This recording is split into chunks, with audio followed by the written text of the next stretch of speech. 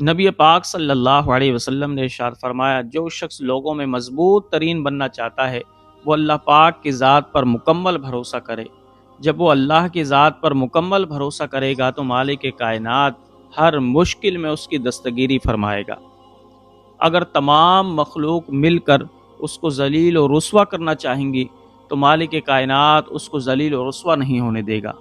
لیکن شرط کیا ہے؟ شرط یہ ہے کہ اللہ کی ذات پر مکمل بھروسہ، مکمل یقین، مکمل اعتماد ہو۔ بنی اسرائیل کے اندر ایک عبادت گزار لڑکی تھی۔ وہ اتنی بڑی عبادت گزار تھی کہ دن کو روزہ رکھتی اور رات کو پوری رات جاگ کر اللہ کا ذکر کرتی اور اللہ کی یاد میں مستغرق رہتی۔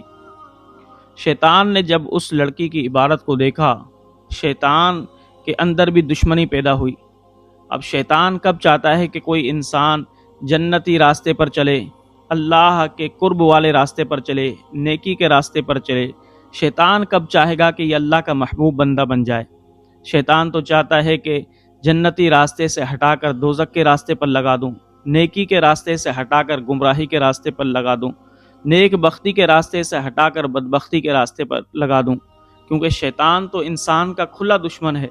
اللہ پاک نے قرآن میں بھی کہا کہ شیطان انسان کا سب سے بڑا دشمن ہے۔ اب شیطان تو خیر نہیں چاہتا۔ اب شیطان نے اس عبادت گزار لڑکی کے دل کے اندر وسوسے پیدا کرنا شروع کیے، اور ایسے خراب خیالات جب اس لڑکی کو آنے لگے تو وہ فوراً اللہ رب ذوالجلال کا ذکر کرنے لگ جاتی اور اللہ رب ذوالجلال کے ذکر کے حصار میں آ جاتی۔ جیسے ہی وہ اللہ کا ذکر کرتی فوراً اس کے دل و دماغ سے شیطانی خیالات اور شیطانی اثرات دور ہو جاتے۔ جب شیطان نے یہ دیکھا کہ یہ لڑکی تو میرے قابو کے اندر ہی نہیں آ رہی، بلکہ اس کی عبادت، اس کا ذکر اور اس کے دل کے اندر اللہ کی محبت اور بڑھتی ہوئی جا رہی ہے، تو اس کو شدید غصہ آیا۔ اب اس شیطان نے کیا پلان بنایا کہ وہ شیطان ایک خوبصورت، حسین و جمیل لڑکے کی شکل میں اس لڑکی کے گھر میں داخل ہوا۔ اب جیسے ہی رات کے وقت وہ حسین و جمیل نوجوان داخل ہوا جو در حقیقتاً شیطان تھا، تو جب لڑکی نے ایک حسین و جمیل نوجوان لڑکے کو دیکھا تو اس کے حسن و جمال کو دیکھتے ہی وہ بے ہوش ہو گئی۔ جب بے ہوش ہوئی تو شیطان بڑا خوش ہوا اور دل ہی دل کے اندر کہنے لگا کہ اب یہ لڑکی ہوش کے اندر آئے گی اور میرے حسن کی تعریف کرے گی، مجھ سے محبت کی باتیں کرے گی، پھر میں اس کو گمراہی کے راستے پر ڈال دوں گا۔ لیکن یہ اس کی سوچ ہی تھی۔ اب اللہ کی شان دیکھیں، جیسے ہی لڑکی ہوش کے اندر آئی وہ کہنے لگی، اے مالک کائنات، جب تیری مخلوق اتنی حسین و جمیل ہے، اتنی خوبصورت ہے، یا اللہ تو کتنا حسین و جمیل ہوگا؟ اور پھر وہ اللہ کا ذکر کرنے لگ گئی۔ شیطان نے جب یہ سنا تو وہ چیخ مار کر بھاگ گیا۔ اب وہ لڑکی اللہ کی عبادت کے اندر مصروف ہو گئی اور رات کے وقت دعا کرنے لگی کہ مالک کائنات، میں فقط تجھ سے محبت کرتی ہوں، تیری مخلوق سے مجھے کوئی غرض نہیں ہے۔ اے رب ذوالجلال، میں تجھ پر ہی مکمل اعتماد کرتی ہوں، تجھ پر ہی مکمل بھروسہ کرتی ہوں۔ اے مالک کائنات، مجھے صرف تو چاہیے، مجھے مخلوق نہیں چاہیے۔ زار و قطار روتی جاتی اور کہتی جاتی، اے اللہ، مجھے شیطان کے شر سے بچا لے۔ اے مالک کائنات، تو ہی بچانے والا ہے، اگر تو نہیں بچائے گا تو مخلوق میں کوئی بھی نہیں بچا سکتا۔ یوں پوری رات اس نے عبادت کے اندر، ذکر کے اندر، دعا کے اندر گزار دی۔ اب شیطان کے اندر اور زیادہ دشمنی پیدا ہو گئی۔ اب شیطان یہ چاہتا تھا کہ کسی طریقے سے میں اس کو اللہ کے راستے سے ہٹا دوں، رحمانی راستے سے ہٹا کر شیطانی راستے پر لگا دوں۔ اس کی دشمنی عروج پر تھی۔ اب اللہ کی قدرت ایسی ہوئی کہ اس علاقے کا جو بادشاہ تھا اس کے محل کے اندر چوری ہو گئی۔ اور چوری کیا ہوئی؟ کچھ سونے کے کنگن تھے، وہ چوری ہو گئے۔ بادشاہ نے اعلان کر دیا کہ جو شخص بھی چوروں کو ظاہر کرے گا اور میری چوری نکلوا کر دے گا، میں اس کو بہت بڑا انعام دوں گا اور چوروں کو سخت ترین سزا دوں گا۔ اب شیطان تو ہر انسان کے احوال سے واقف ہے، وہ تو ہر انسان کی شہرت سے بھی زیادہ قریب ہے، انسان کے خون کے اندر دوڑتا ہے۔ جب شیطان کو یہ پتہ لگا تو شیطان بڑا خوش ہوا۔ کیوں خوش ہوا؟ اس لیے کہ شیطان نے دیکھا تھا کہ اس لڑکی نے جو سونے کے کنگن پہنے ہوئے ہیں ऐसे ही कंगन बादशाह के चोरी हुए हैं। तो शैतान बड़ा खुश हुआ कि अब मौका मिला है इल्ज़ाम लगाने का और इस लड़की को जलील और रुस्वा करने का, ताकि जब मैं इसको जलील और रुस्वा करवाऊंगा, बादशाह इसको सज़ा देगा तो ये अल्लाह से बदजन होकर अल्लाह से दूर हो जाएगी। अब शैतान ने क्या किया, एक बूढ़े आदमी की शक्ल में बादशाह के पास गया और कहा कि ए बादशाह सलामत, मैं जानता हूं कि तुम्हारे सोने के कंगन किसने चोरी किए हैं। बादशाह ने जब यह सुना तो बादशाह ने कहा कि तुम मुझे बताओ मेरे सोने के कंगन किसने चोरी किए हैं, मैं उसको सख्त तरीन सज़ा दूंगा और तुझे बहुत सारा इनाम भी दूंगा। तो वो बूढ़ा शख्स कहने लगा, ए बादशाह, फलां इलाके के अंदर एक लड़की रहती है, वो दिन को तो रोज़ा रखती है लेकिन रात को चोरियां करती है और लोगों के अंदर मशहूर कर रखा है कि वो रात को इबादत करती है। दर हकीकत वो रात को इबादत नहीं करती, वो तो रात को चोरियां करती है। तो बादशाह कहने लगा, तुझे कैसे पता कि वो लड़की चोरियां करती है? तो बूढ़े शख्स ने कहा कि ए बादशाह, उस लड़की ने अपने हाथों में एक कंगन पहना हुआ है, अगर तू देखेगा तो वो तेरा ही कंगन है। बादशाह को यकीन आ गया। बादशाह ने सिपाहियों को बुलाया और कहा कि जाओ इस बूढ़े आदमी के साथ और उस लड़की को पकड़ कर लेकर आओ। अब शैतान आगे आगे गया, सिपाही पीछे पीछे थे। अब शैतान ने दरवाज़ा दिखाकर कहा कि अब तुम खुद ही लड़की को पकड़ लो, क्योंकि शैतान तो करीब जा ही नहीं रहा था, शैतान के तो सारे वार खाली हो चुके थे। अब सिपाहियों ने जैसे ही दरवाज़ा खटखटाया, लड़की ने पूछा कौन है? तो सिपाही कहने लगे कि हम तुझे पकड़ने के लिए आए हैं, तूने बादशाह के कंगन चुराए हैं और तू यहाँ पर छुप कर बैठी है। अब उस लड़की ने जैसे ही सुना, उसके पैरों से ज़मीन निकल गई कि ए मालिक कायनात, मैं तो अपने घर के अंदर ही रहती हूँ, ए रब्बे जुल जलाल, तू जानता है कि मैं तो तेरी ही इबादत के अंदर मसरूफ़ रहती हूँ, ए अल्लाह, मुझ पर यह तोहमत कैसे लग गई? फिर वो लड़की कहने लगी, ए मालिक कायनात, लेकिन मैं मखलूक से डरूंगी नहीं, ए अल्लाह, मुझे तेरी ज़ात पर भरोसा है कि तू मेरी हर मुश्किल के अंदर दस्तगीरी फरमाएगा। ये कहा और उसने अपने घर का दरवाज़ा खोल दिया। सिपाहियों ने उस लड़की को पकड़ा और पकड़कर बादशाह के दरबार के अंदर ले गए। अब शैतान भी वहां पर पहुंच गया और देखने लगा सारी कार्रवाई के देखूं अब इस लड़की के साथ क्या होता है। अब बादशाह ने लड़की को बुलाया दरबार में और देखा उसके हाथ में जैसे उसके कंगन थे ऐसा ही कंगन है। तो बादशाह कहने लगा लड़की से कि तूने मेरे कंगनों को चोरी किया, तेरी ये जुर्रत कि तू बादशाह के महल के अंदर चोरी करे, तुझे तो सख्त तरीन सज़ा मिलेगी।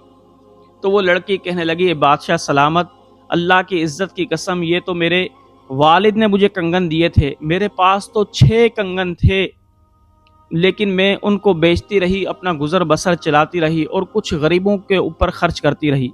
ये आखिरी कंगन बचा था, इसको भी मैं बेचने के लिए जा रही थी, लेकिन फिर रास्ते के अंदर ख्याल आया कि वालिद की कोई निशानी तो रख लूँ, इसलिए मैंने ये कंगन ना बेचा। मैं ए बादशाह तेरे सामने कसम खाती हूँ अपने रब की कि ये कंगन मेरा ही है।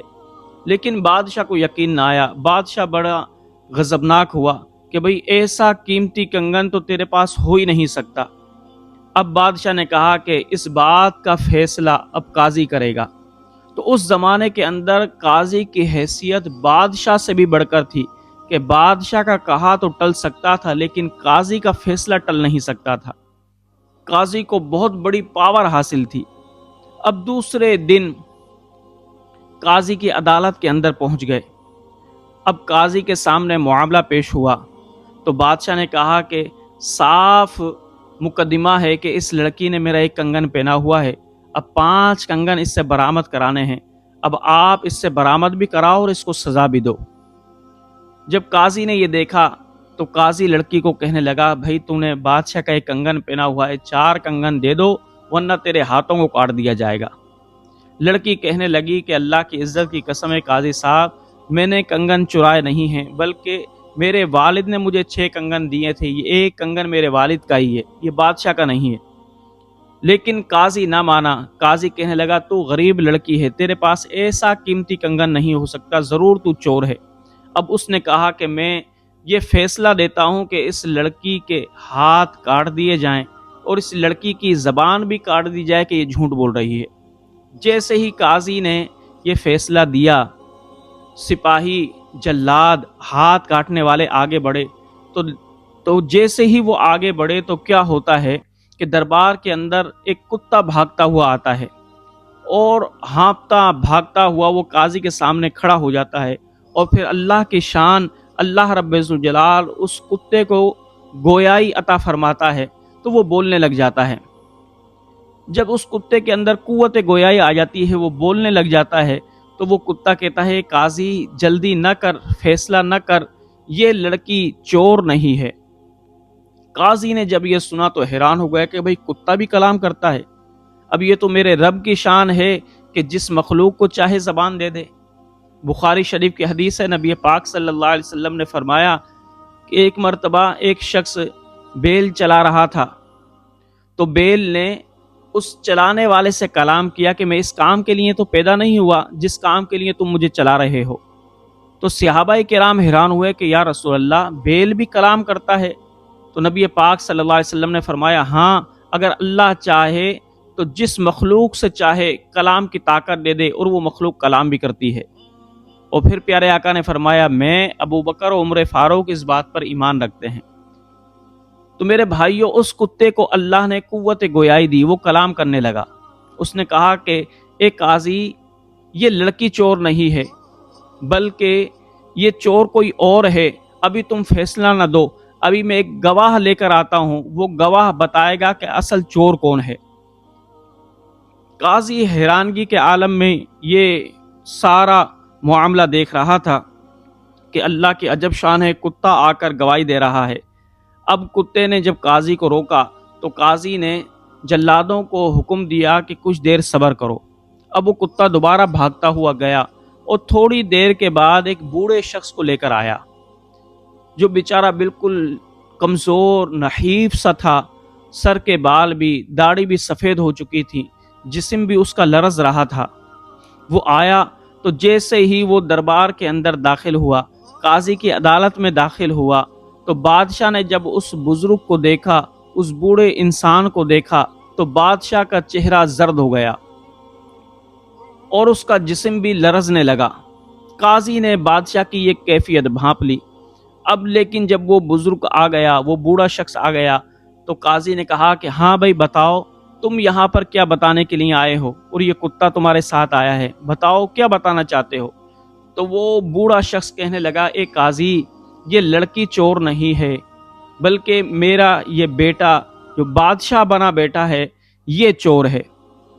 قاضی بڑا حیران ہوا کہ بادشاہ کی کیا حالت ہے اور اس کے والد کی کیا حالت ہے۔ قاضی نے کہا کہ پورا معاملہ مجھے سمجھاؤ، ہوا کیا۔ تو وہ بوڑھا شخص کہنے لگا اے قاضی، میں تجھے سچ سچ ساری بات بتاتا ہوں۔ جوانی کے اندر میں اور اس لڑکی کا باپ دونوں مزدوری کیا کرتے تھے، پہاڑوں کی کانیں کھودا کرتے تھے۔ تو ہم نے جب کانیں کھودی تو ہمیں 12 کڑے ملے سونے کے، تو 6 میں نے رکھ لیے، 6 اس لڑکی کے والد نے رکھ لیے۔ اب میں نے اپنے ان کڑوں کو، کچھ کڑوں کو بیچا اور بیچ کر پیسہ میں نے اپنے بیٹے کے حوالے کر دیا۔ بیٹے نے کاروبار شروع کیا تو اس کے اندر ترقی ہوتی گئی اور یہ اتنا امیر کبیر ہو گیا کہ پھر اس نے یہ پورا شہر ہی خرید لیا۔ لیکن جب یہ بادشاہ بن بیٹھا اور اس نے شادی کر لی تو پھر یہ مجھے تھپڑوں سے مارتا، میری بے قدری کرتا، اور حتیٰ کہ ایک دن ایسا آیا کہ اس نے میرے سارے کنگنوں پر قبضہ کر لیا جو بچے تھے، اور مجھے محل سے دھکے دے کر نکال دیا۔ میں قسم پرسی کے عالم کے اندر ساحل سمندر کے پاس ایک جھونپڑی بنا کر رہتا ہوں، اور میں کما نہیں سکتا، وہاں پر ہی پڑا رہتا ہوں۔ تو قاضی نے کہا کیا یہ بادشاہ جو تیرا بیٹا ہے یہ تیری مدد کرتا ہے یا نہیں؟